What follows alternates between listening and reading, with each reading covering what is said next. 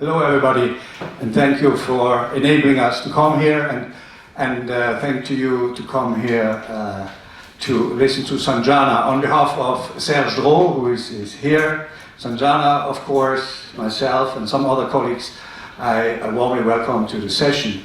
ICT for Peace is an action-oriented think tank, goes back to 2004, where the group were thinking about what could information society, which is so beneficial to our society and business and social affairs, do for peace and peaceful purposes. And that's for us early on, where we looked at technology from dumb phone, smartphone, over to internet, satellite, drones, now AI. How can we use use technology for peaceful purposes?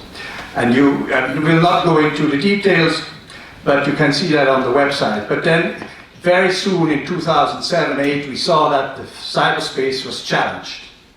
Challenged because of criminals, hooligans, hackers, but also by states who use the cyberspace for strategic purposes. So we got into this second area of work. How can we create a global system of norms of responsible state behavior in cyberspace for states? Of course, in cooperation with the private sector, which of course is managing the underlying system and networks. And then thirdly, another layer of complexity now, and that's what Sanjana will talk about mostly, but others too, is the new phenomenon on misinformation, disinformation, hate speech, fake news, that is there, brought to us, again, as a society, based on social media.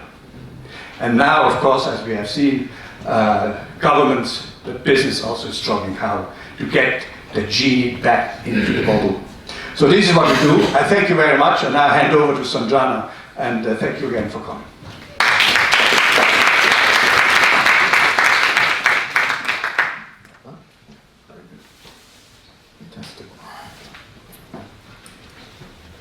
You want your notebook?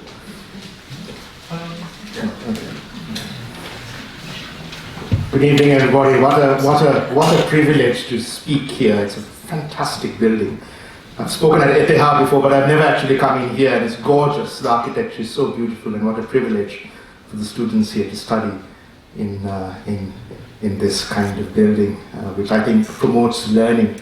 It's quite extraordinary, really, and how lucky I am to come and speak here. I'm going to spend about an hour, really, taking you through a journey, and I hope we have some discussions and conversation afterwards. What I usually do is to present a pastiche, snapshots for conversation, in the hope that the underlying things and principles and ideas and philosophy of what I may present, just snapshots of, is that which we have a conversation around. For those of you who don't know, I'm doing my PhD in Dunedin at the University of Otago, and by complete coincidence, because I also come from Sri Lanka, I have found myself enmeshed, embroiled, embraced by the emotional tsunami of both the terrorism in Christchurch, which was extraordinary, and also what happened in my own country. And I can assure you that doing a PhD on social media, when these two events have happened, is the most difficult thing imaginable, because you're supposed to academically divorce yourself from the emotional contagion that pulls you in to the vortex that is both home and what happens where I'm studying. So essentially, to give you a foundation in terms of the perspectives that I'll present, what I do is to look at social media at scale. And at scale means somewhat more in depth and in a more varied way than you would go through your own social media accounts. Every day, in a manner that I've set up for academic rigor and study, I look at just over 1,000 Facebook accounts. These are accounts that have been, in academic parlance, called purposively sampled. They're not pulled out of thin air. These are accounts that are clustered into political parties, politicians, extremist groups, individuals, those in power, those out of power, those who want to come into power, those who have a voice, and those who want a voice more than they have at present. So there are about 25 different clusters that I look in these 1,000 Facebook accounts. I also look at an equivalent number of accounts over Twitter. Again, these are clustered according to the categories that Facebook is clustered in. So every single day, basically, this is what I go through, and I have a way in which I ascertain and glean things from this around 2,000 data set that interests me and that are happening in real time. I also look at Instagram, about 500 accounts, but that is just out of personal interest, not really relevant to my PhD. And this is, familiar, I suppose, for those of you who may be familiar with a sea. Being an island country, I grew up 5 minutes away from a wonderful beach. But if you take Sri Lanka, and this is not applicable everywhere in the world, this is why I study Facebook and Twitter. In my country, Facebook is the vector, the platform where everything from gossip and dating and family matters and family debates and family discussions through to friends and politics and commerce and industry happens. But it happens in my language, in Sinhalese, only spoken in Sri Lanka, and that is relevant, which is why I mention it. About 95% of the discourse and content generation on Facebook happens in my language. So if you were to look at Facebook in Sri Lanka, you would see only a sliver of the conversational depth and rigor that there is on the platform. So in a sense, that's like the sea. That's where the vast body of content is. The ephemerality of Twitter is also interesting, because Twitter is also quite large in Sri Lanka, but in a different way. Twitter gives a hint of what's to come. If you take a look at and analyze Twitter in Sri Lanka, it always refers back to Facebook. All the links, or the majority of the links, says, look here, I'm putting something on Twitter, but for more information, go to Facebook. Yeah, so it's outward facing, but it links back to Facebook, whereas Facebook is inward looking. So Twitter in the country is not as important as Facebook, but for those looking at the country, Twitter is important because it gives you a rough understanding of what's happening at any given point of time. Now, both of these shape public opinion in the short term. Whenever something happens, something good or bad, like a suicide bomb, like an election, like a referendum, like an electoral campaign, like something somebody said, like a festivity, like a celebration, the opinion of the public is increasingly and predominantly now shaped and informed and influenced by these two platforms. Now there's a particular demographic that is linked to these platforms, but the footprint, the influence, the impact of the platforms is much larger than those just who are connected to it, which is something that many people don't understand. So the impact is larger than the numbers just participating on these platforms in terms of an account. And our concern, my concern, a few of us are concerned, not the government clearly, that the long-term impact of what is now being engineered is being done with a view to shift and change and morph and merge public opinion in a particular way, so that certain actors and certain politicians and certain political parties have advantage. This is the art of the long game. This is 5 years down the future, 10 years down the future. This is not the next election. There are electoral strategies that, as Daniel said, use misinformation to kind of shift public opinion in the short term, but also our concern is that it has an impact over the longer term. My son, for example, is 12. He's already on certain social media. And his mother and I already are seeing how his mind, his perceptions of society, his perceptions of friendship, his perceptions of a different community are being slightly influenced and informed by what he's connected to. So this is the reality. So in my thesis, I hope to call it the evolution from the sea to the sand, which is the ephemeral, to the shore, which is the short term, to the soil, which is the landmass over the longer term. So this is the journey, in a sense, of information. So in Christchurch, just to go very briefly, I'm sure being a literate audience, you know what happened. Extraordinary time to be in New Zealand, unprecedented event. And for what the country went through, I don't know whether there are any Kiwis in the audience, but it's an extraordinary template for a country's response to an act of terrorism. So a rather large death toll, but also very interesting things that happened as a consequence, which we can talk about a bit later.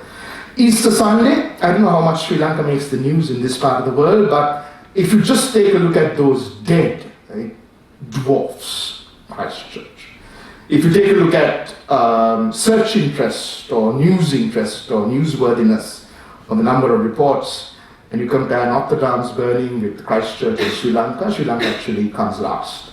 So people are not very interested in the kind of disaster that it had, but it, for this kind of toll, has an impact in the country for a variety of reasons that I can go into later on. But it's geographically a small country, so this kind of toll, I mean, the explosions happened in both Colombo as well as the East Coast. So the resonance of that violence was coast to coast.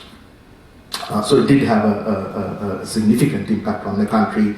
That's celebrating 10 years after the end of the war in 2009, almost to the date. So what I do is to look at, a few years ago when Obama was in power, Hillary Clinton gave a speech at Newseum, which is a museum dedicated to news in Washington, D.C.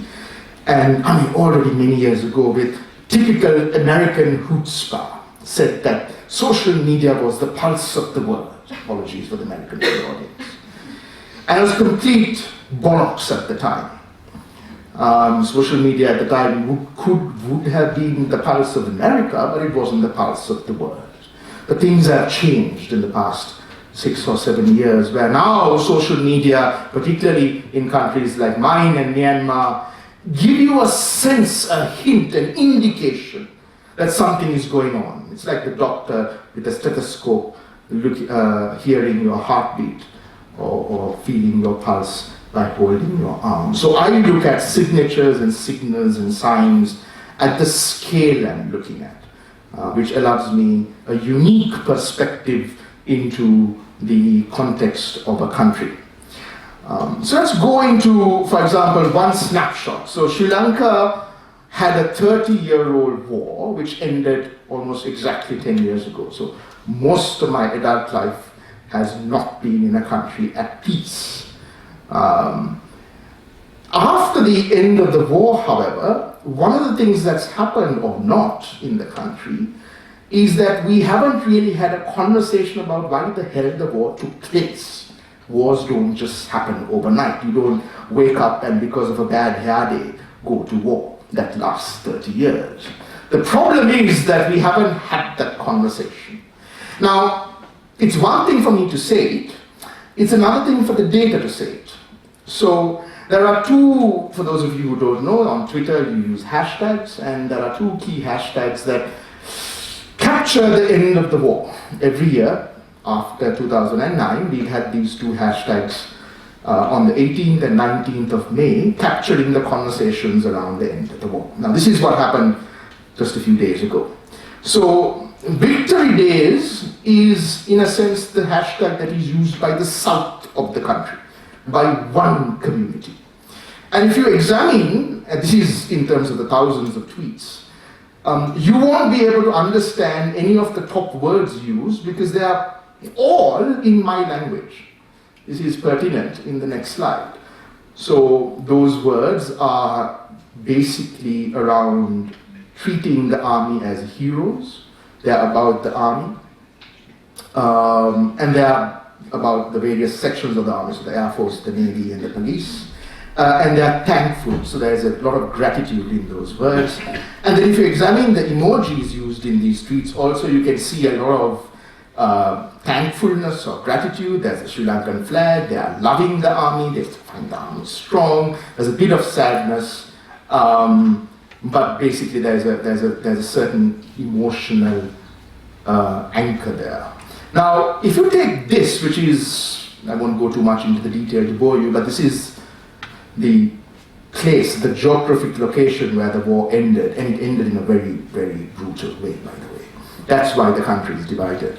So in Mulik Vaikal, which is the hashtag used, you'll see that there's a lot of, almost all the words are in English. And here, the content is fundamentally different to the earlier one. So there's a lot of remembrance here, there's Tamils, there's a yearning for justice, there's a remembrance of those killed, and also in terms of not forgetting the victims of conflict. So a completely different conversational domain. And even though the emoticons look the same, in fact there's a lot more sadness in the emoticons used. Now this is just a snapshot on just one platform at scale to suggest that as recently as a few days ago, you had one country with two completely different narratives about the end of the war. There is no connection between the two. The data does not suggest, just by looking at the data, and for the scientists in the room, if I presented the data without a name, you'll say that these are from two different countries, that they are not even in the same geographic territory. That is a problem. And that is the problem that you see very clearly through data, in a sense of a country at war with itself still, even though the war ended in terms of a physical reality or a kinetic reality 10 years ago. How does social media fit into this? So I give you a snapshot about what you can glean out of social media. But what we call, these are all fancy terms. At the end of the day, it basically means that social media plays a role in weaponizing this, in exacerbating this. And that's the narrative that NZZ and the New York Times and WAPO and all of the Western media are so interested in as a consequence of seeing Facebook as evil incarnate. There is this predominant now interest in seeing the worst of social media. And in a sense, that's true. So you have this dual edge between the democratic potential and also now increasingly the Democlean reality of social media, particularly in countries where there is what you would call a democratic deficit, which is the polar opposite to Switzerland. Sri Lanka is not Switzerland, New Zealand may be. But in countries like Myanmar and in many countries in South and Southeast Asia, Central Africa, and other contexts, you have this kind of social media in social and political and economic and cultural and communal volatility. So there are a couple of things that define the difference today. So people are always asking, so what's new? We probably had these conversations when our grandfathers were listening to radio for the first time, or when television came about, or when the newspapers came about. So what's new? Yes, of course, these are old problems and old challenges, and our great-grandchildren will probably be talking about synaptic, things in their heads that connect them wirelessly to the internet or whatever the hell it's going to be called 20 or 30 years down the line. So these are enduring conversations. But right now, you talk about three things. You talk about the volume, which is the sheer mass of content. You talk about the vector, which is how you engage with the content. And you talk about the velocity, the speed with which this content is being created. So there is the scale, how big is the kind of content that is being created. The scope, how vast is it, how quickly is it spreading, and amongst whom, and by whom is it being spread by, and the speed, is it happening quickly? Is it happening at the speed of your thumb, or does it take longer? And these are things that have changed significantly with the introduction of social media. And the greatest example of it, probably you read about it as well, is this still image. Now, in New Zealand, this is a still frame from the live video that the killer broadcast as he went around his killing spree. The video itself and the killer's document are now banned in New Zealand. You can get special permission as an academic to study them, but you can't have them even as files on your personal computer. This is an image, this is a video, this is a live broadcast that went viral. And that was one story. The killer knew what he was doing. I think it was a GoPro camera. It was connected. And for academic purposes, I watched this video. It's absolutely horrific. It is because I'm not normal, and my entire life has been spent, in a sense, along with my generation in conflict, that I can bear watching this. I would very strongly recommend against watching it if you can find it, because it is brutal. It is absolutely horrible. It's a first-person perspective of a killing spree. Why did this go viral? The killer knew what he was doing. The killer knew exactly what he was doing. In fact, the killer knew so well what he was doing that this is probably one of the most social media savvy mass murders and massacres in history. So it went viral on many, many channels. YouTube couldn't deal with it. At one point of time, soon after it happened on the ground, YouTube was dealing with one video upload. These are mirror copies per second on its platform. Now, this resulted in YouTube taking unprecedented measures to stop it. This is the first time in the history of the company that it has done it, because it simply couldn't stop it from spreading. So they stopped searching for recent uploads, and they relied entirely on algorithms. If it was even remotely identified by YouTube to be part of the Christchurch killer's videos, it was deleted and it was taken off the platform, which of course meant that there was content that was taken off, what you call false positives as well, but they just didn't have the human capacity for oversight over the kind of content that was spreading. There is a lot now already being written about this. One is the kind of virality that it generated on YouTube, and the other is just the degree to which the killer knew how to weaponize social media. It's extraordinary. The killer knew exactly what to say, what to do, and if you read the killer's document, which is I think around 78 pages long, it's obviously filled with hate and white supremacist ideology, but it's also very social media savvy. It's geared to be shared. There are even insider jokes around what he's doing and what compels him to do it, which you will only understand if you're from a particular generation, and you will only understand if you use certain platforms. So it's extraordinary the degree to which the killer knew how to weaponize social media. So what you call this is an accelerant for infamy. Social media today, for many, has become a problem because of its interplay with contexts that have a democratic deficit, or for terrorists like we had in Christchurch. Now, in my country, which is very different to New Zealand, what you have is several decades of violence on the ground, of communal violence, of racism, of marginalization, and of political violence and electoral violence. And over this month, which has been probably the longest month in my life, it's been very, very hard, because almost every day you've had some kind of violence on the ground after the 21st of April. So when political science or sociology studies mob violence, we tend to look at why a crowd gathers. I mean, it doesn't happen in Zurich.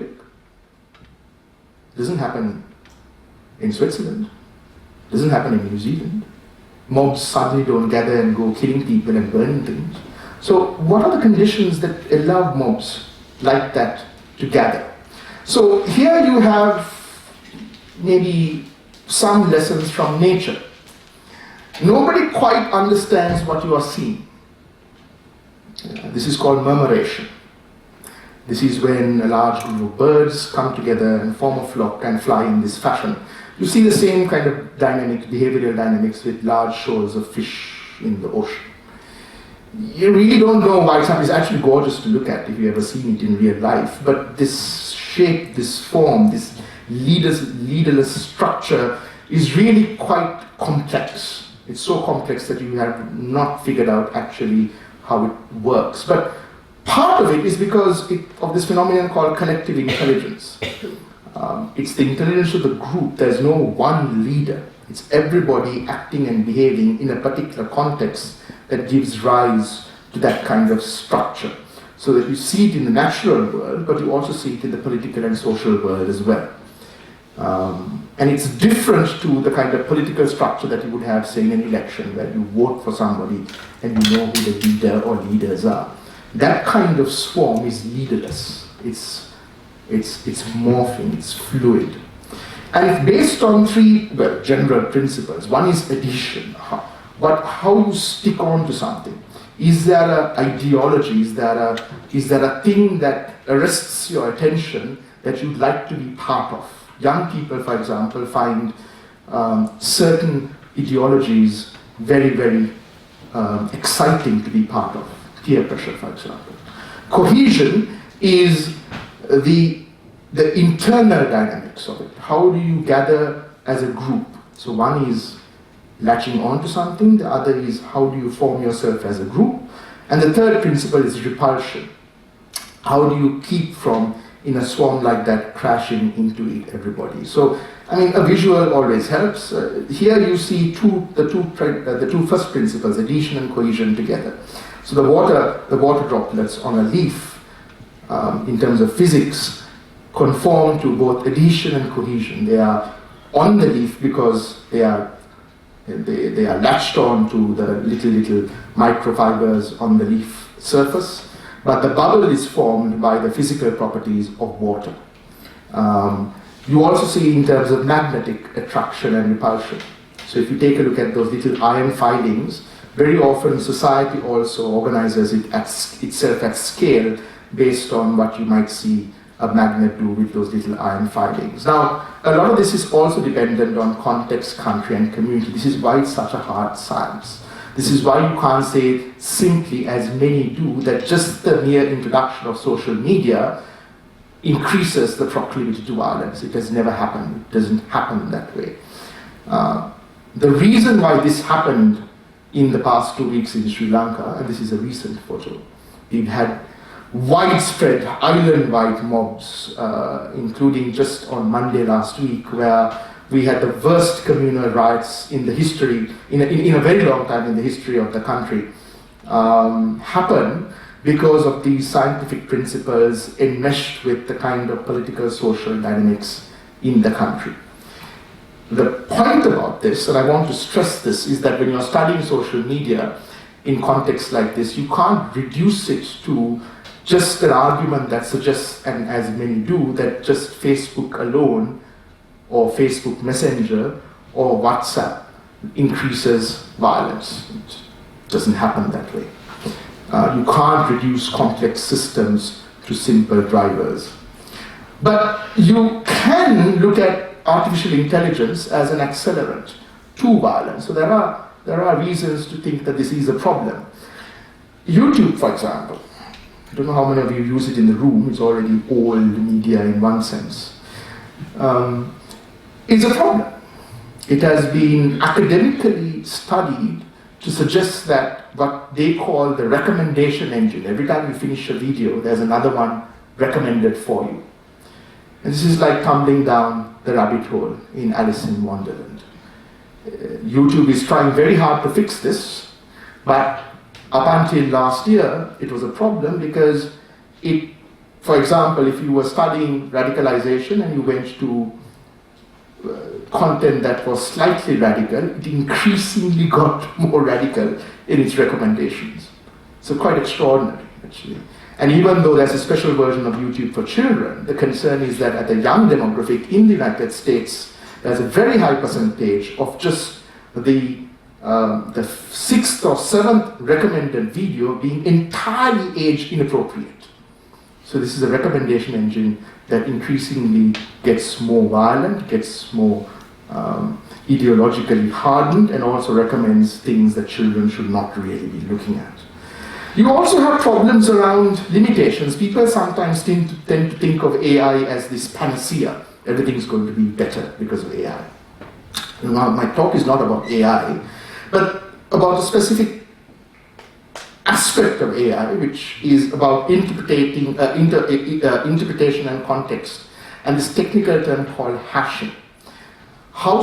Very simply, how social media companies deal with terrorist content is they put a unique signature, like a code, like a barcode, on every photo or video or frame of the video that is determined to be terrorist content. So if in the future somebody uploads that same video, it's deleted and blocked at the point of upload. And it also makes it very easy in a way to kind of look into the entire network and delete that content across the board.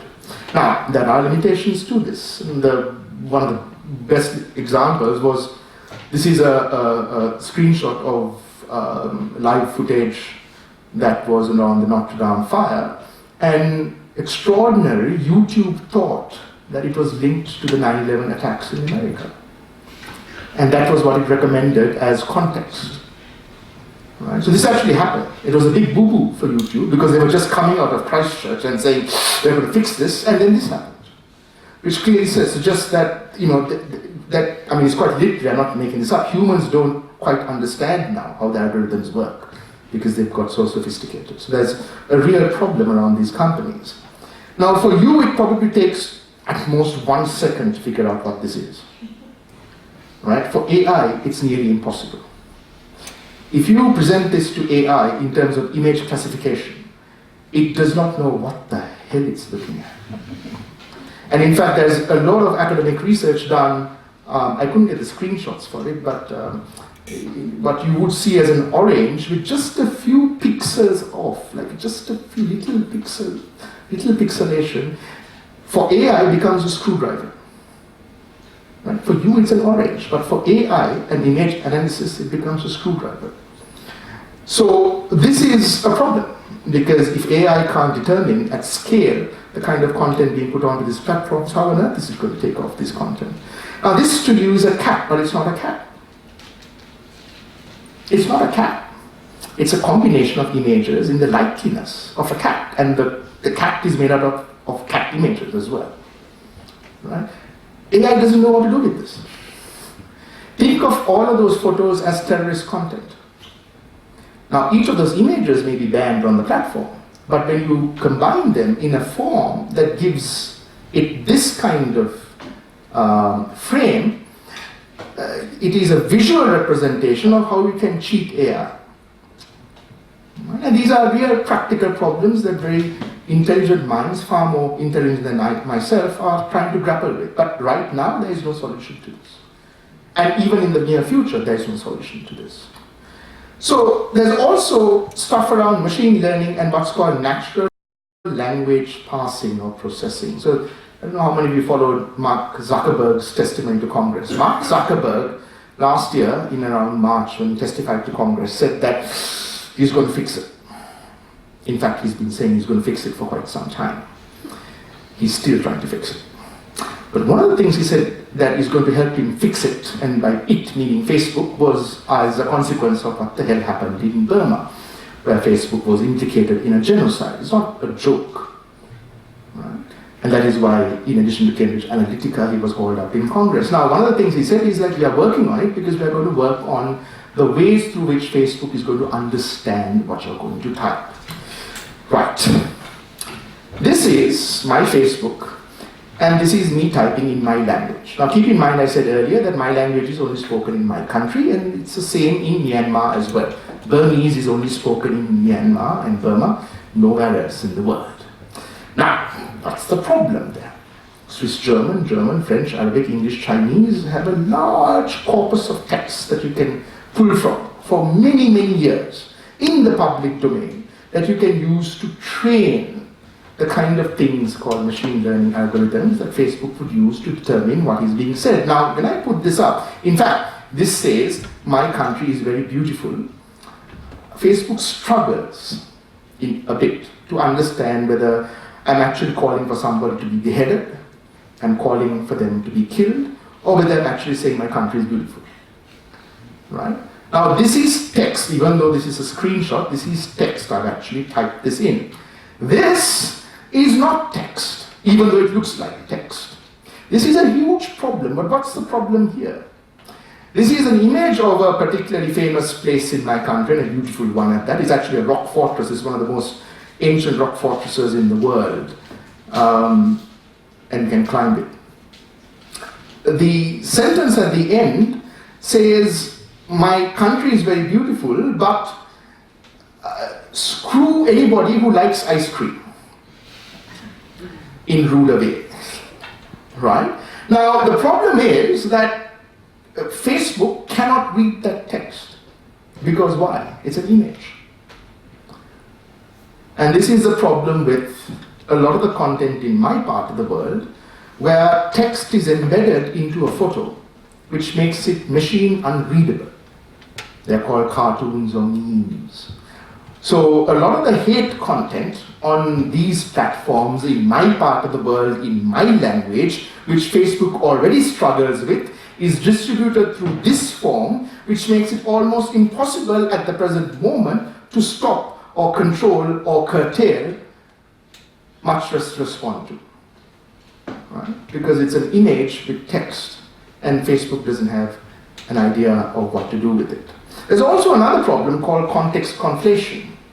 When you look at Facebook, I mean, you don't think about it for those of you who are on Facebook, but I mean, these are screenshots of the New York Times from Trump, from Fox, from Breitbart, and from CNN. And the problem is that they all look the same. The New York Times, if you pick it up as a physical copy, would look very different to the Reader's Digest, would look very different to Newsweek or Time magazine, because it looks different, it feels different. But on Facebook, everything looks the same. Academics call this context conflation. In a country like mine, which has a very high adult literacy, so lots of people read and write, but a very poor media literacy. People don't critically question what they consume.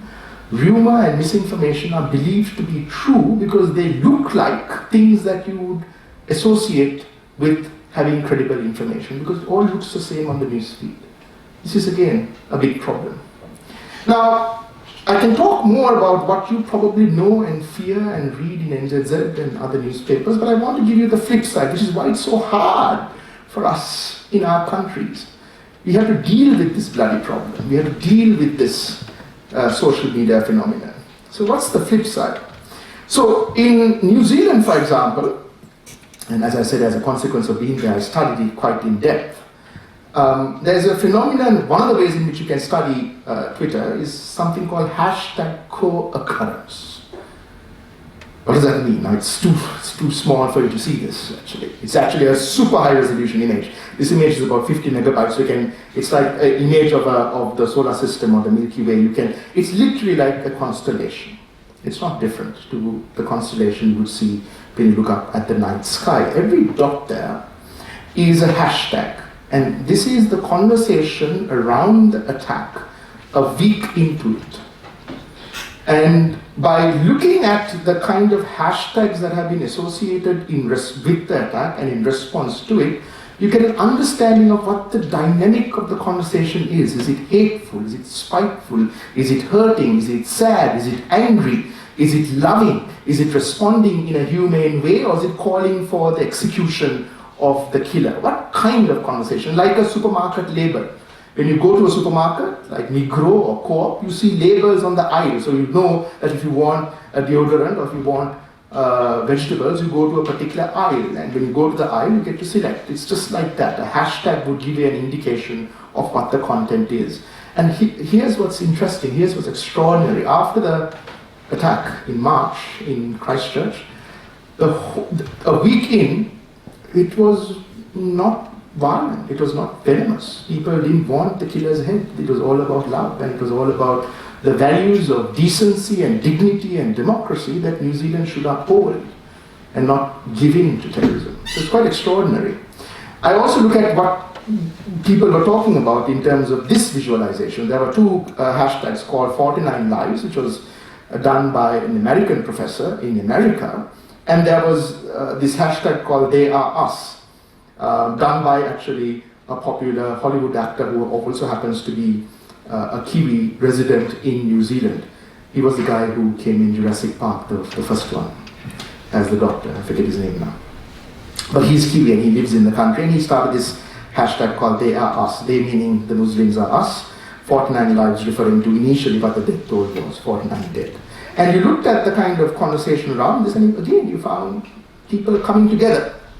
People wanting to know the names of those who were killed and not about the killer, and the values of New Zealand. Again, quite an extraordinary conversation that brought people together, wasn't determined by hate, hurt, or harm. And I wrote about this. And the data that I saw, And Twitter used this in a briefing, I was told much later on, with the New Zealand government, because this then, and to my knowledge and to theirs, still is, to date, the only article that looks at social media at scale in a positive way in response to Christchurch. So not saying that it was all bad like I showed you earlier, but looking at how Twitter brought together people from around the world. So some of the most in-depth conversations extraordinarily happened in Pakistan and India on Christchurch, because some of the victims were from those countries and some of the victims' names were first revealed by very popular people in those countries. So there was a conversation around Christchurch happening in India and Pakistan, again very loving, saying that they were so sad that this happened, and solidarity and support and sadness. Now, again, late last year, I know, it's so exhausting to give a talk about Sri Lanka because it's home. I love it. I want to die in it. But it's also a country which just doesn't seem to get out of cycles of violence. And I hate talking about the country in this kind of way, but I must, because this is a very interesting example. So late last year, how do I even explain this? The current president who ran against the former president with the red thing there, so this is the former president, this is the current president. In 2015, the current president ran against him. It was quite a significant election. And the two are not friends. I mean, this is oppositional politics, right? It's a high stakes game, winner takes all game. On the 26th of October 2018, the current president invited him to become the prime minister overnight. Extraordinary. I can't explain any more beyond that because it still befuddles us. And plunged the country into chaos. And one of the things that happened, that's a longer story, is that all state media was taken over violently. Mobs went to state media and took over print and television stations, literally took it over, hammered everybody in it, got rid of them, and then took it over. As a consequence, my parents in the country didn't know what was going on. People didn't know what was going on. So it's typical coup dynamics where the normalization of the coup has to happen very quickly. So I looked at how social media became a lifesaver, a democratic force in the country. I looked at nearly 500,000 tweets over 2018, and even if you didn't know anything about the country, there's months on that side and there's the day of the week, you'll see that in November something is happening that is making people tweet more. Because those blobs, it's like the blood samples are larger. Each little dot or blob there is an account. So I look at it at scale in terms of tens of millions or tens of thousands, but I can also go into a particular account. So I know it's quite powerful the way that I gather the data, so I can look into a particular account and then see what it's being saying and over which period of time, but I can also look at it at scale. And without knowing anything, you know that something is happening in November. What's happening? People are talking about it. People are angry about it. People are fighting against it. This is also the two political parties, and you can see in green that the political party which was deposed, which was unconstitutionally, the prime minister of that political party who was unconstitutionally taken out of power, the engagement around that political party astronomically grew. Astronomically grew because people on Facebook were angry about it, not necessarily party followers, political cadre, but a lot of people were concerned about the future of democracy. So I wanted to find a way in which I could capture this for my son. How could he, when he was an adult like us, see this period of the country? Because at the time, we weren't sure what the hell was going to happen to the country. So what I did was I used a way in which I pulled down tens of thousands of images from the weeks of discussion over Twitter, and I created online an image that is 20 feet by 20 feet. So someday I want to print it and put it up in a public square in Colombo. And this is what we would call the gigapixel image, and it's a pastiche of the kind of conversations that occurred around a particular hashtag linked to the pushback against the coup. So that was coup.lk, this was hashtag LKA. So all of those are little images off Twitter. These are things that people have posted, by the way. And kind of gives an understanding of what people, so every little image sometimes is a message of resistance, of democracy, of standing up against authoritarianism. And then I put this up, and then became a way for people to understand that there was a very large community of people for democracy. We looked at the kind of things that people were talking about on Twitter, because this is the only platform that was available to them, and it was a lot of pro-democracy content, nothing about the normalization of the coup. People were fighting tooth and nail to make sure that democracy was restored. And then you also had memes or cartoons. Now you won't understand this because it only resonates locally.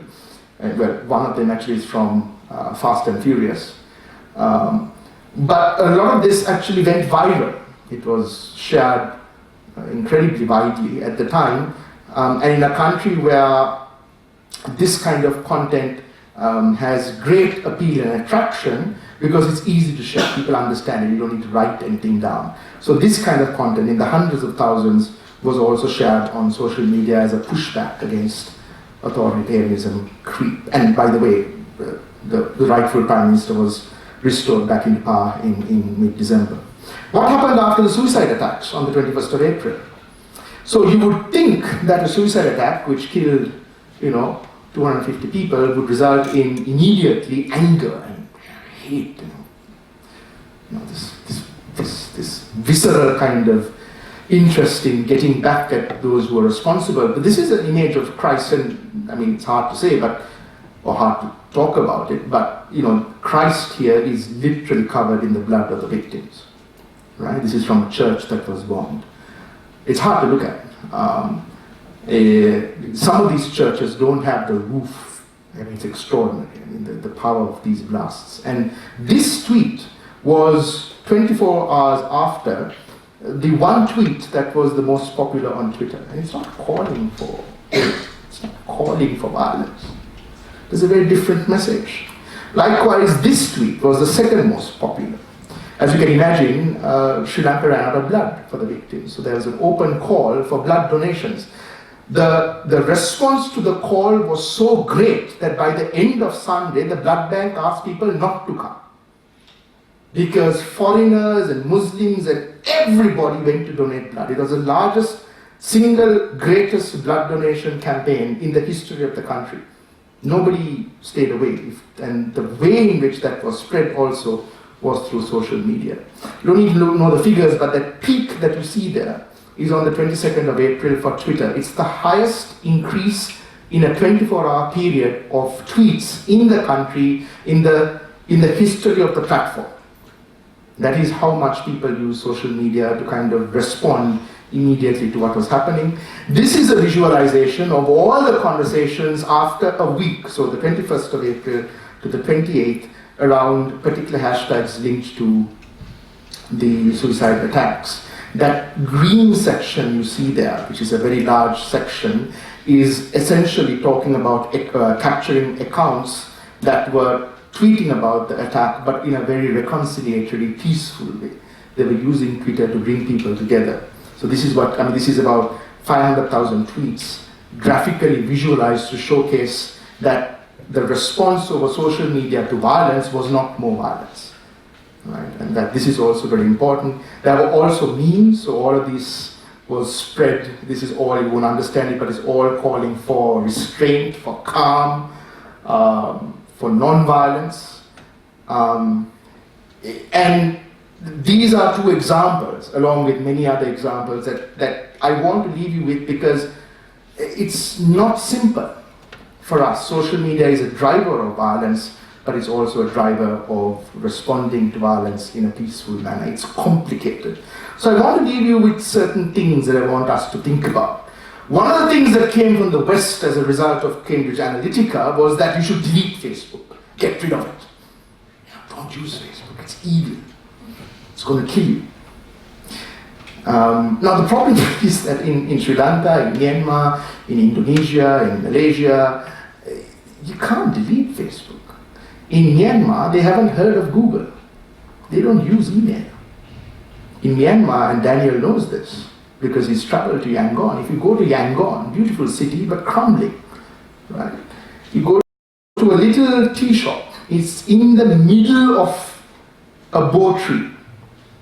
Right? So the tea shop is in the roots of the tree, with little stools on the roadside. It's not even a brick and mortar structure. And in that tree, you order a cup of tea and you drink it on that little stool by the roadside. It costs maybe 50 cents or whatever. But on a root, there is a little sign saying, like us on Facebook.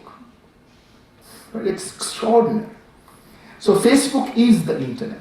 There's another story that I want to say, where a couple of years ago, a very serious academic institution went and asked people whether they, in Southeast Asia, including Myanmar, whether they use the internet. And everybody said, no, we don't use the internet. What is the internet? We don't know what the internet is. Or the people who knew about it said, no, it's too expensive. We can't afford it. We don't know, we can't read what's on it. It's too expensive. No, we don't use the internet. So the responses to whether you use the internet was really very low. The next question from the same person was, do you use Facebook? I said, yeah, I use Facebook every day. Yeah. So now, it doesn't make sense because Facebook doesn't work without the internet. But there is no even cognitive comprehension that there is a world beyond Facebook. That is how ingrained it is into our lives. And you can't delete Facebook. There's not been anything like it. And now you have to deal with it. So that's what we are dealing with. The other thing is that, for example, many people say you should do what Germany did, or you should do what Australia did, or you should do what Singapore did, or you should do what now the United Kingdom is trying to do, or you should do what now the United States of America is trying to do in terms of regulations and legal responses to the more disturbing elements of social media. The problem is that, it's a longer conversation, but very simply put, the problem with regulation coming in from the West and imported into our countries is that tomorrow, if an authoritarian government comes into power, what does that regulation allow you to do? Complete silencing of dissent, complete censorship. So the regulations that are introduced today for misinformation and fake news, and ostensibly for the protection of civilians and citizens from this Damoclean threat of social media, can tomorrow, like we have in China, like we have in Singapore, like we have now in Australia, like we have now with Mr. Trump in the United States, lead to a very, very different scenario. So it's called a dual-use technology. So regulation from the West and its simplistic importation must also be resisted. Fundamentally, and I think you've had this with Mr. Zuckerberg this year, his entire life, Zuckerberg has laughed at privacy. Publicly.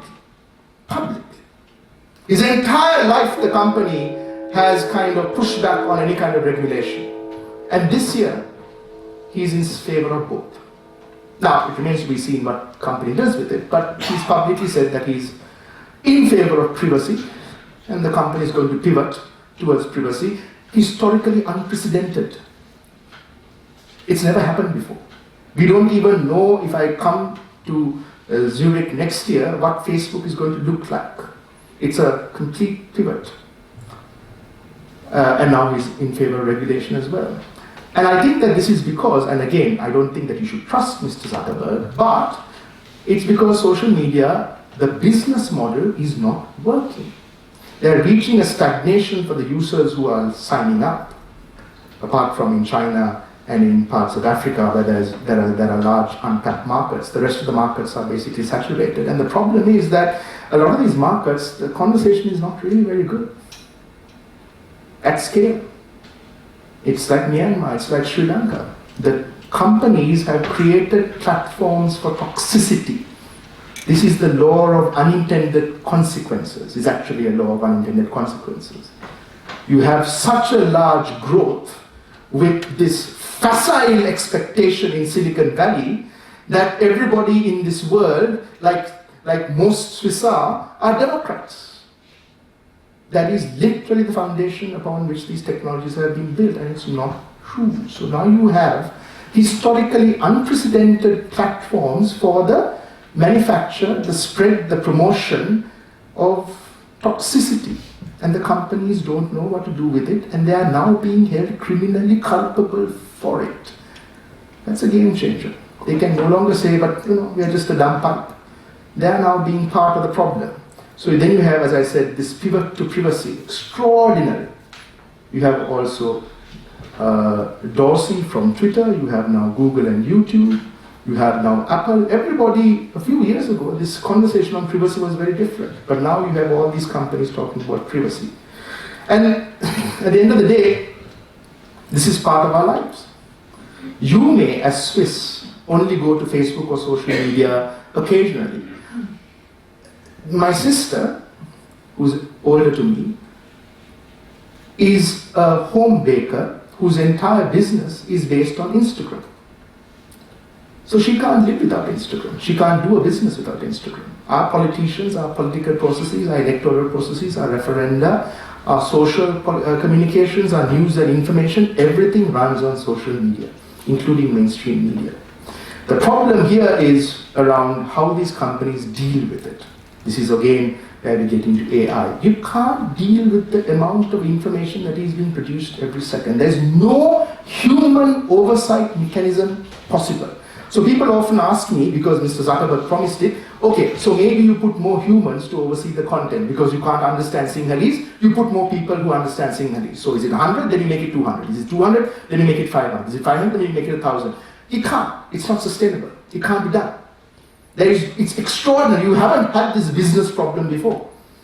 No human collective can now oversee the content on these platforms. So what do? You have to have algorithms. And the problem with algorithms I have demonstrated earlier. So there is no easy solution to this. In my country, you have what's called, it's an academic term, complex media ecology. I don't know what it is like in Switzerland, but it's impossible to distinguish between social media and mainstream media in my country. People read the newspaper on social media, people watch television on their handsets, people listen to radio when they're going to work but not on the radio. Newspapers are declining in terms of print but are increasing in terms of readership. And that is happening in a context where more and more people on the ground are also producing information. This is actually a specific domain of academic study. It's called complex media ecologies. It tries to contest the notion that social media is one thing, mainstream media is another. And that finally leads to what is called networked gatekeeping. This is a regulatory nightmare. Why? Because you haven't had companies like Facebook before. You had mainstream media, you had maybe a national level regulator, and then you had an audience. Today, these platforms are also the arbiters of what we read and how we read it and how we consume and how we engage with it, and as a consequence, how we see the world. If you don't see things that are on your news feed, did it really happen? It's like that old philosophical problem. If a tree fell in the forest and you didn't hear or see it, did it really fall? And this is a problem. So these companies now from Silicon Valley are determining algorithmically what we should and should not be consuming, and we don't even know to ask what we are missing out on. So that is now what is called network gatekeeping. So finally, this is a quote from Shakespeare, from The Tempest. What's past is prologue. Is it the case that in the future, what we have seen up until 2019 is going to repeat itself? Or are these companies, as a consequence of literally people dying, but also grasping the potential of what I have given you as examples of, that there is great value for these companies to be partial to democratic processes? Are they going to strengthen that? And I don't know what the answer to that is. It seems to be the case that they're interested in reducing the toxicity, but I don't think anybody has an answer around some of the problems, easy answer at least, around some of the problems that I have laid in front of you for your consideration this evening. Thank you very much.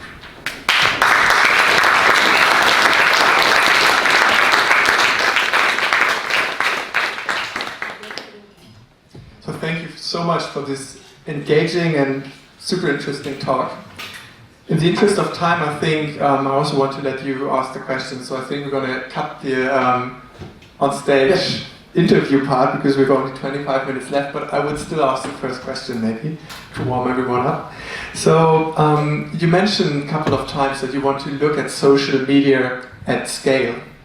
Now, would you have, after studying all this, some design features, for example, the word cloud or the network or other graphs you had, that you would tell Facebook, hey, please build this in, such that everyone can look at the entire population rather than their small box or bubble. Yeah. So what are your design recommendations for Facebook?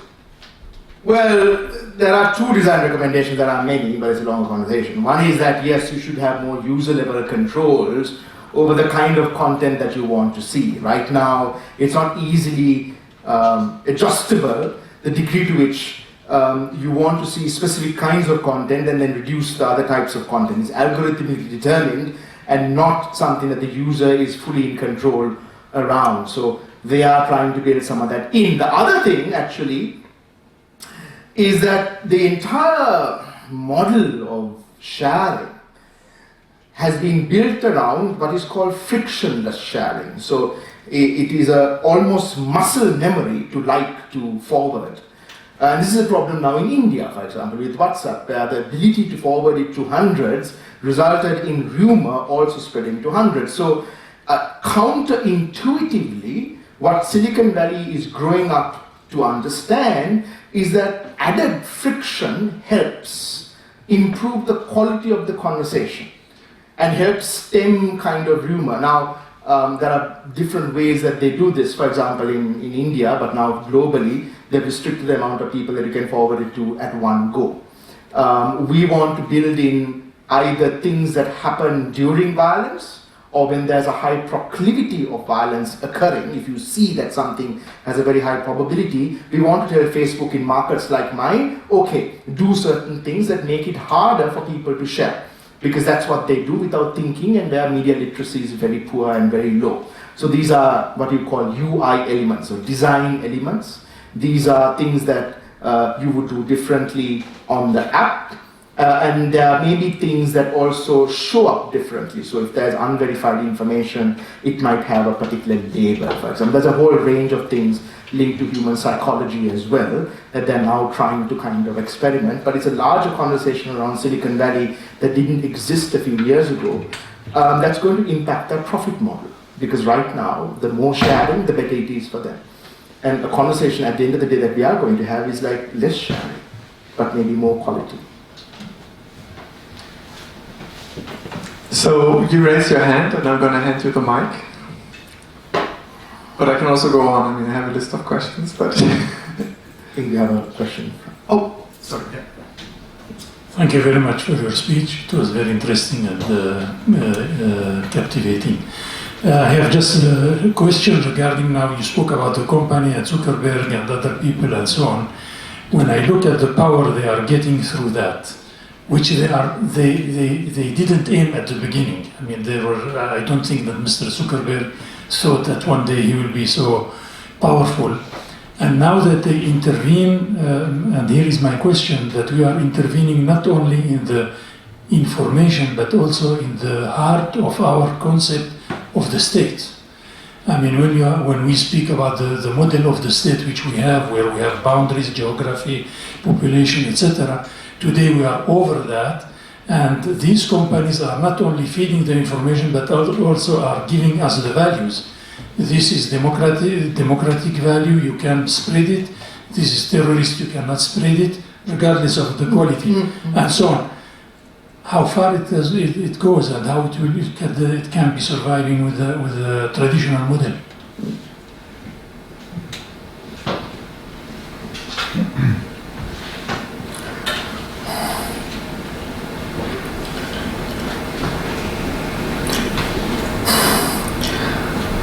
I have two answers to that.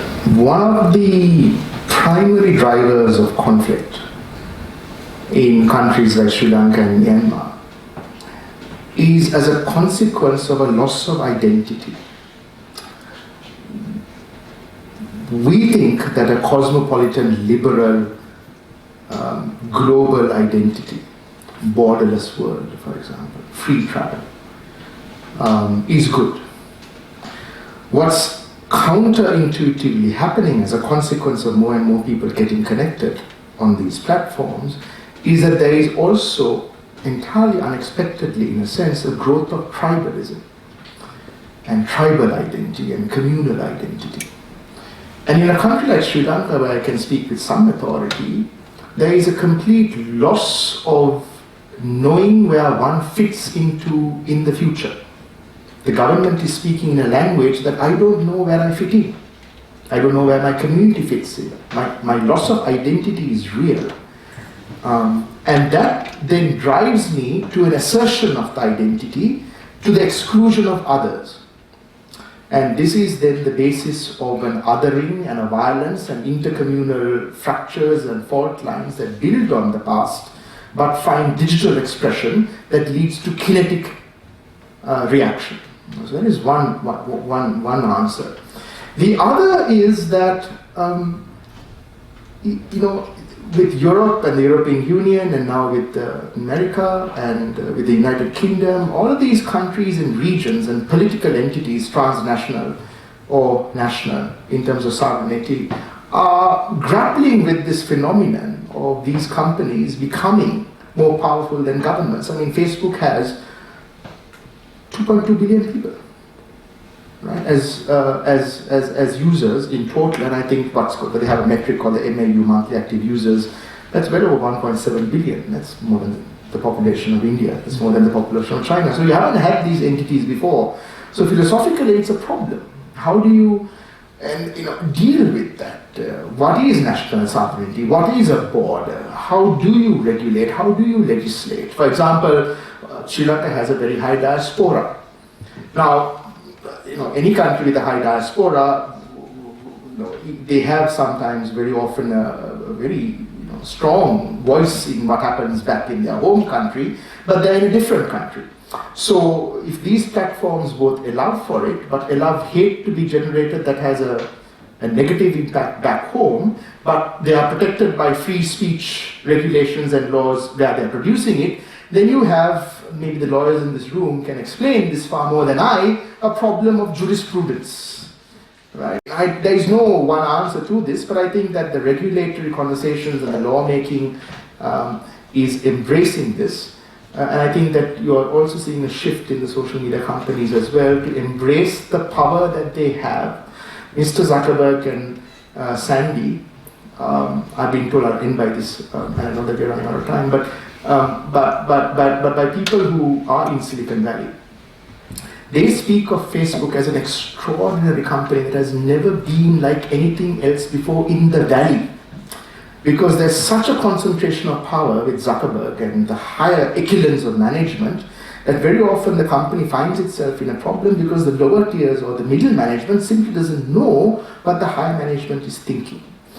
I mean that literally, they don't know, and I can give you some examples around it, but I think that is changing because they can't keep going on like this. And I think this is why you have, at least cosmetically, I don't know whether it's going to be actually something that happens meaningfully, but at least cosmetically, this extraordinary, unprecedented interest now in regulation, in greater oversight, in independent oversight, and with a pivot to privacy. So it kind of goes back to your question. Maybe you don't need the mic, I can hear you. And the thing is, we won't have the question recorded, but I'm happy to repeat it maybe. Yeah. During your speech, you never mentioned money and the influence of powerful parties who may or may not influence the opinion by the way they buy opinions. Yeah.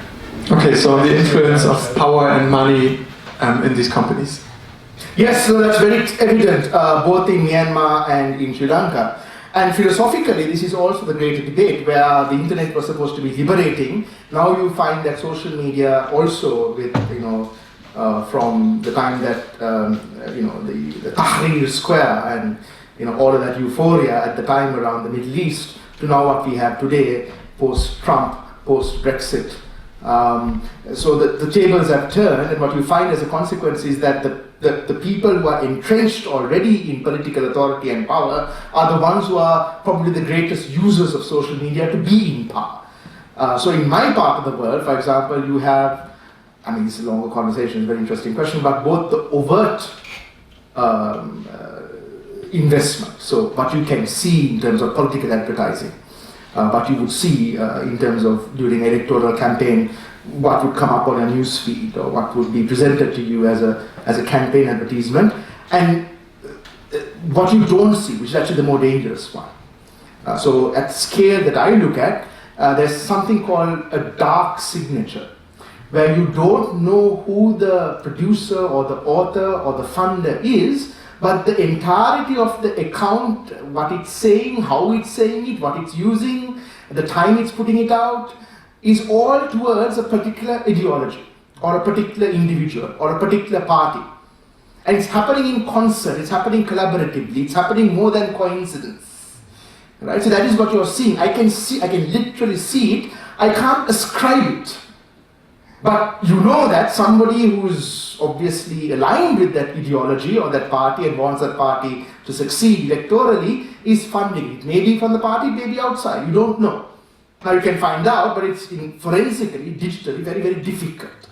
That is what we are now finding. So the kind of things that now the West is going through, we are finding in our part of the world as well. In fact, our part of the world prefigured a lot of the things that we told Facebook in 2014 and 2013 came to haunt the company, but only when it came from more mature markets and Western democracies. They didn't listen to us because we were too small, we were too insignificant. But we saw these patterns in our part of the world as well. It is a problem. It's called inauthentic behavior. And just today, Facebook has taken away several accounts, several large clusters of accounts in Africa, in Chad, Niger, and other parts of Africa around this specific activity. Did it in India during the parliamentary elections, and it might be the case in Sri Lanka as well. I'm not in a position to speak about that openly, but Facebook is concerned that this kind of pattern is there.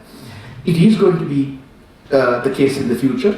It is going to grow. It's not going to go away. It's going to be more difficult. And let me tell you that it's going to require a complete revision in electoral law and regulation and frameworks, which is what India did to encompass this new vector, this new challenge, and this new threat, in a sense, to electoral systems, frameworks, and processes.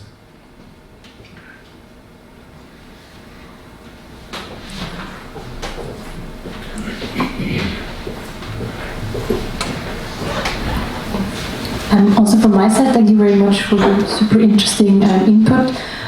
So I was wondering, since you talked about how AI and ITCs are sort of enabling technologies that can accelerate spread of violence, you think that the same kind of mechanism also applies to technology and conflict resolution? I mean, in terms of the scale, scope, and speed, or would you say that the tech and peace nexus follows a sort of different logic?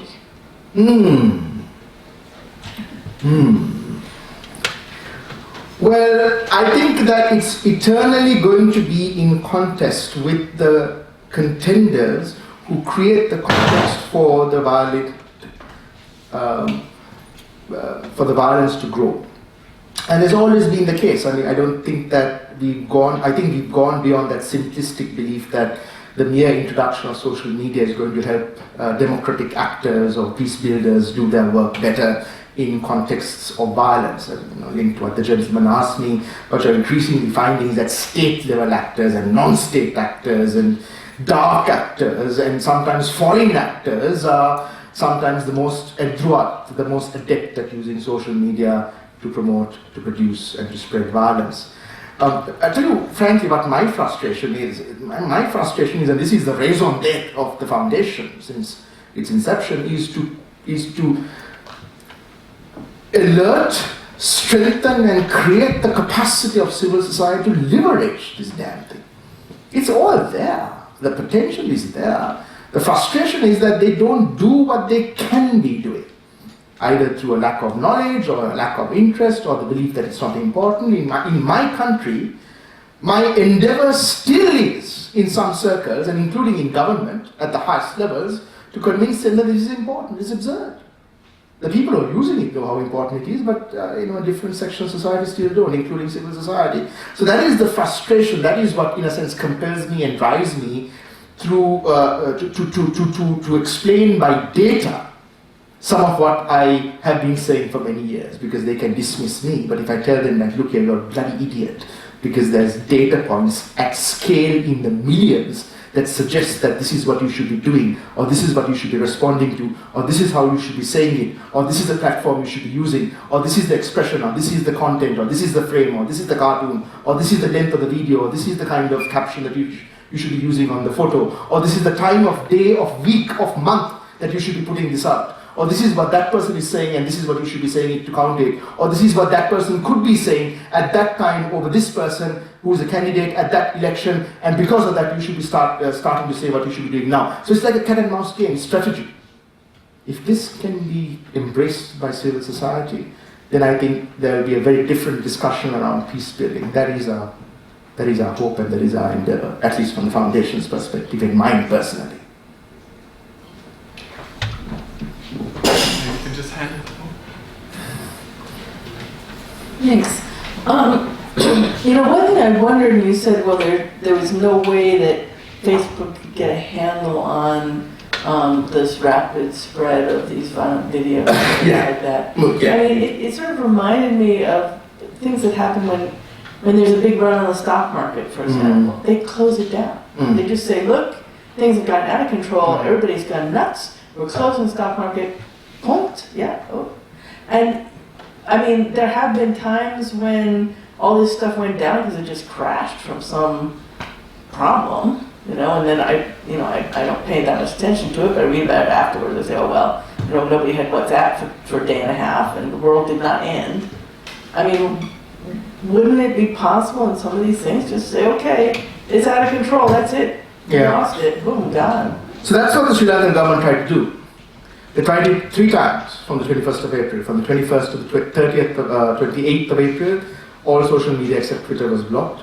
Then again, beginning of May, and then again last week. 3 times. The longest block was 9 days, then it was about 3 days, and then it was 48 hours. So 3 times, exactly for the reasons that you mentioned, the Sri Lankan government blocked, including the last time Twitter as well.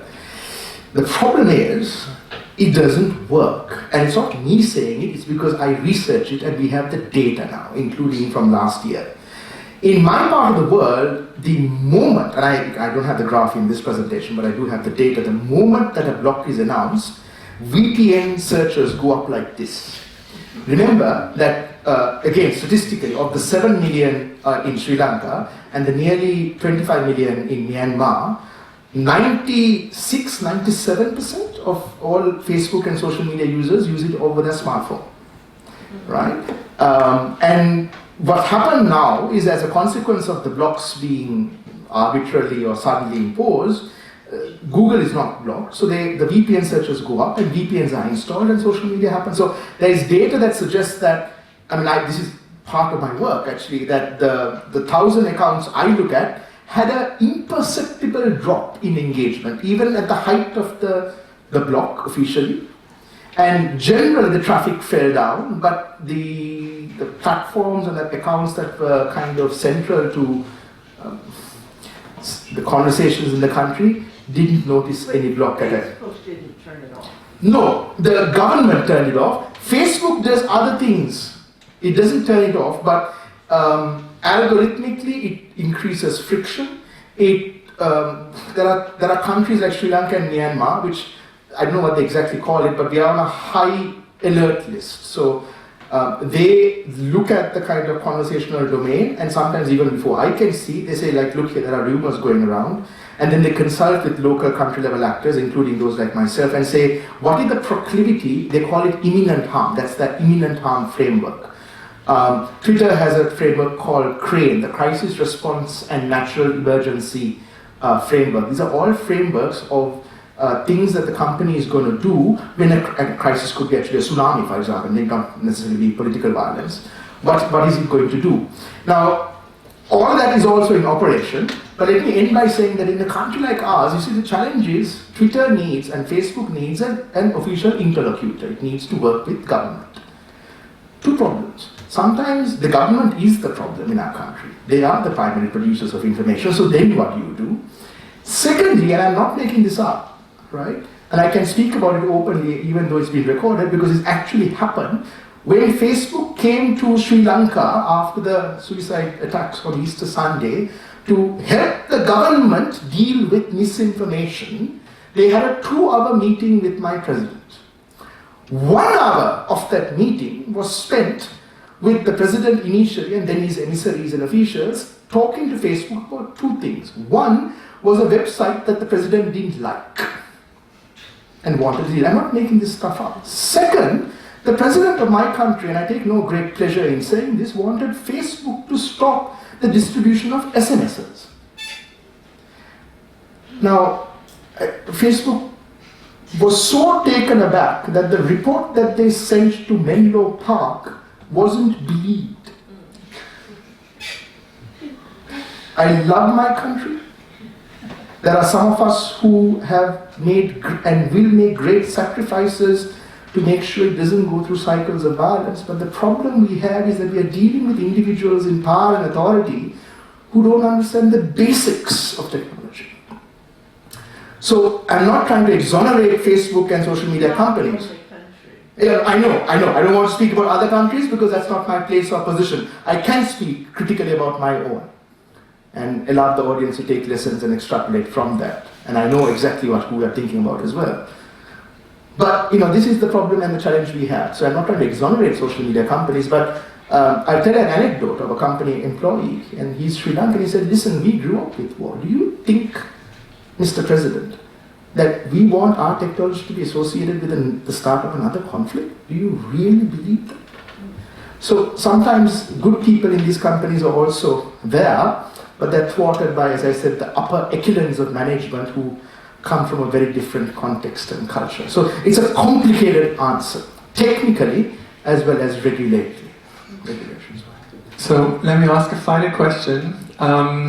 You've now explained basically what Facebook and social media can do for good, basically speaking truth to power, and also outline all the problems. Now, what can we do to basically bring about more of the good and maybe tune down on the bad stuff, given that we live in Switzerland, given that social media doesn't play the same role that it does, for example, in Sri Lanka? Like, if you have a message to, like a call for action, is there one, or is this more about informing us and so we know what's going on?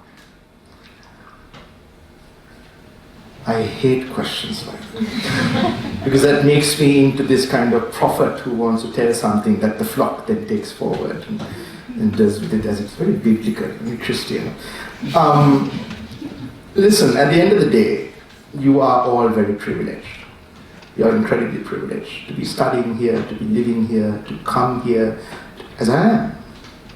Every time I get through the border in Zurich Airport, I think, wow, this is so cool. I'm in Switzerland. It's an incredible privilege that I never forget because I come from a very, very different context. And I go back to that context. And one of the things that you can do is to create the space for the conversations that cannot occur in my part of the world to happen here, so that it informs those across the Atlantic. So the Swiss voice sometimes can augment and complement and strengthen if it is fertilized by voices from the global south, so that you are our ambassadors, you are our emissaries, to communicate to your interlocutors across the sea that this is what we are seeing in the countries, in the context of the communities and the peoples we're talking about. Secondly, I think it is also to kind of spread models of media literacy. Finland, for example, has done a lot as a consequence of the threat of Russian misinformation to include media literacy programs in schools, starting with school children. This is something that we have been asking our government to do, and it's very low tech at the end of the day.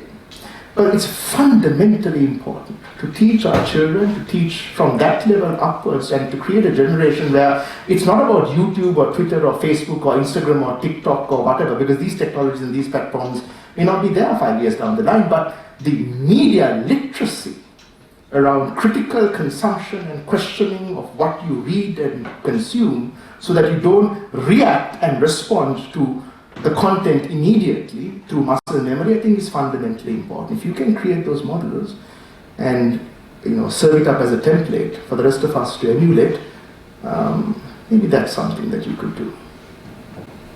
Thank you so much.